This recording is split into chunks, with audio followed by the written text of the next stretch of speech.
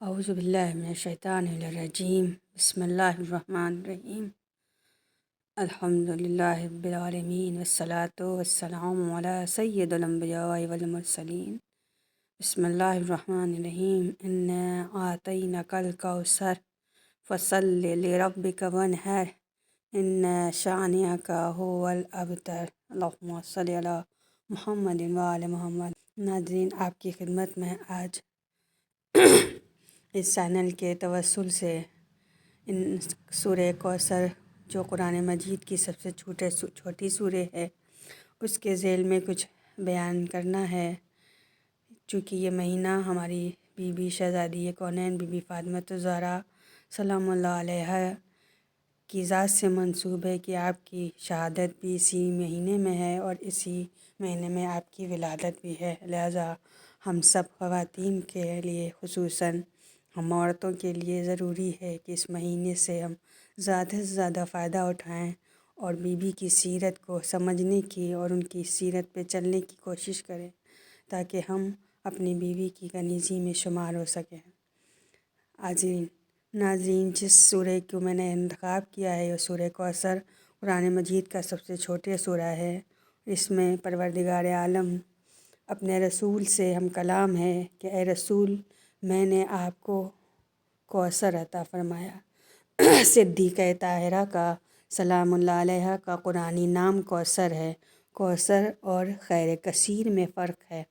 کوثر کثرت سے ہے، یہ زیادہ کے معنی میں ہیں، لیکن کوثر اور کثیر میں فرق ہے۔ خیر کثیر یعنی جہاں پر بہت زیادہ خیر ہو، اس کے منبع کو، وہ چشمے کو کوثر کہتے ہیں۔ جہاں سے خیر کثیر مقدار میں خیر پھوٹتی ہو اور وہ خیر جو پوری دنیا کے شامل حال ہو جائے، اس منبع کو عربی زبان میں کوثر کہتے ہیں۔ خداوند متعال نے رسول خدا کو یہ ہستی عطا فرمائی، یہ بیٹی عطا فرمائی اور ساتھ مبارکباد کے طور پر یہ عنوان رکھا کہ انا اعطیناک الکوثر فصل لربک وانحر ان شانئک هو الابتر۔ اے رسول، میں نے آپ کو خیر کثیر عطا فرمایا، اس لیے آپ قربانی دیں اور نماز کو قائم کریں۔ اور اللہ کا وعدہ ہے، کیا وعدہ ہے؟ کہ اللہ کا وعدہ یہ ہے کہ آپ کا دشمن ابتر رہے گا۔ قرآن مجید میں اور روایات میں خیر کے لفظ بہت زیادہ استعمال ہوئے ہیں۔ خیر ہم عام طور پر ہر اچھی چیز کو خیر کہہ دیتے ہیں، جبکہ قرآن کریم نے خیر ان امور کے لیے ذکر کیا ہے کہ جن کی انسان کو سخت ضرورت ہے اور جس کی انسان کے اندر طلب بھی موجود ہے، وہ چیز خیر ہے جس کے ذریعے سے روز بروز ہم ایک قدم آگے جا رہے ہوں، اپنے مقصد خلقت کے قریب ہو رہے ہوں، اور جو ہمیں خدا کے قریب کر رہی ہے۔ جس چیز کے ذریعے سے ہم آگے بڑھ رہے ہیں، جس کے ذریعے سے ہم اپنا مقصد حاصل کریں، ہمارے وجود کے اندر کمال پیدا ہو جائے اور ہمارے مرتبہ بھی بڑھ جائے، اس چیز کو خیر کہتے ہیں قرآنی زبان میں، اور اللہ ہم سے یہی خیر چاہتا ہے۔ اب آپ دیکھیں کہ ہم اپنی زندگی میں ہم نے کیا کیا اکٹھا کیا ہے۔ ایک خیر ہے، ایک شر ہے اور ایک وبال ہے۔ ابھی آپ کی خدمت میں عرض کیا کہ خیر کے معنی کیا ہیں، اور اب آپ کی خدمت میں عرض کر رہے ہیں کہ شر وہ جو انسان کے اندر کسی چیز کی کمی کا سبب بنے، جیسے حیا کو کم کر دے، عقل کو کم کر دے، شعور کو کم کر دے، انسان کی عفت کو کم کر دے، حسن ظن کو کم کر دے، انسان کی عبادت کو کم کر دے، ریاضت کو کم کر دے، احترام کو کم کر دے۔ ہر وہ چیز جو کمی کا باعث بن رہی ہے، یہ ہمارے لیے شر ہے۔ جس کے ذریعے ہم پیچھے جا رہے ہوں، اپنے مقصد خلقت سے دور ہو رہے ہوں، اس چیز کو شر کہتے ہیں۔ اور تیسری چیز ہے وبال۔ کچھ چیزیں ایسی ہوتی ہیں کہ اگر نہ ہوں تو بھی ہمارا کام چل سکتا ہے، ہماری زندگی گزر جاتی ہے۔ ان کے بغیر نہ ہمارا وجود نامکمل ہے اور نہ ہی ہماری زندگی کا کوئی اور پہلو نامکمل ہے، جس کا ہونا انسان کے لیے کمال نہیں سمجھا جاتا ہو۔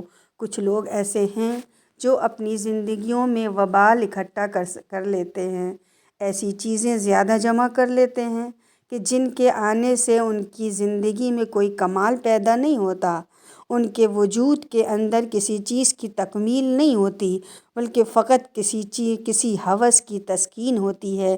انہی چیزوں کو وبال کہتے ہیں۔ اور اب ہم سب اپنے گھروں کا جائزہ لیں کہ ہم نے اپنے گھروں میں کن چیزوں کو جمع کیا ہوا ہے، خیر کیا ہے ہمارے گھر میں، وبال کیا ہے، اور ہمارے گھر کے اندر شر کیا ہے۔ اگر ہم نے گھروں میں کسی وسیلے کو رکھا ہوا ہے، جیسے آج کل جو چیز ہمارے ہر ہاتھ میں موجود ہے، موبائل، آپ یہ دیکھیں کہ ہمارے اوپر ہمارے پاس اس موبائل کا کیا اثر ہو رہا ہے۔ اگر یہ ہمارے لیے خیر ہے، ہم اس کو خیر کے لیے استعمال کر رہے ہیں یا شر کے لیے استعمال کر رہے ہیں، یہ وبال جان ہے۔ اگر ہم اس کو خیر کے لیے استعمال کر رہے ہیں تو یقیناً یہ بہترین چیز ہے، لیکن اگر اس کے ذریعے ہمارے اندر شر آ رہا ہے، ہماری عبادتوں میں کمی، ہماری حیا کم ہو رہی ہے، ہماری ریاضت کم ہو رہی ہے، تو یقیناً ہمارے روابط ٹوٹ رہے ہیں، ہمارے رشتے خراب ہو رہے ہیں، ہمارے گھر کا ماحول خراب ہو رہا ہے، تو یہ وبال جان بھی ہے اور ہمارے لیے شر بھی ہے۔ لہٰذا ہم غور و فکر کریں، اس سورہ کوثر کے ذریعے خدا نے ہمیں کتنی بڑی ہدایت عطا فرمائی ہے۔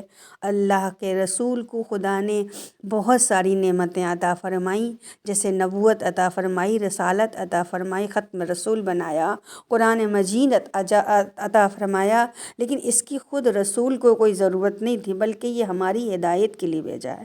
اسی طرح سے پروردگار عالم نے رسول خدا کو جو خیر کثیر یعنی شہزادی کونین بی بی فاطمۃ الزہرا سلام اللہ علیہا ہدیہ کی ہے، یہ بھی ہماری ہدایت کے لیے ہے۔ یقیناً اگر ہم صاحب کوثر ہیں، خدا نے ہمیں کوثر عطا فرمایا ہے، تو ہم اپنی زندگی کو کوثر سے وابستہ کریں، نہ کہ تکاثر۔ انشاءاللہ آگے کی قسط میں ہم اسی کے آگے ایک سورہ کوثر ہے، اس کی تفسیر میں جائیں گے کہ اس کو پروردگار عالم نے ہمارے لیے کیا کہا ہے۔ خیر کثیر یعنی کوثر، اور دوسری چیز ہے تکاثر، جس کو ہمارے لیے برا کہا گیا ہے۔ اگر ہم کثرت کے لیے بھاگیں تو ہم انسان نہیں ہیں بلکہ جانوروں میں ہمارا شمار ہوگا۔ وآخر دعوانا الحمدللہ رب العالمین، صلی علی محمد و آل محمد۔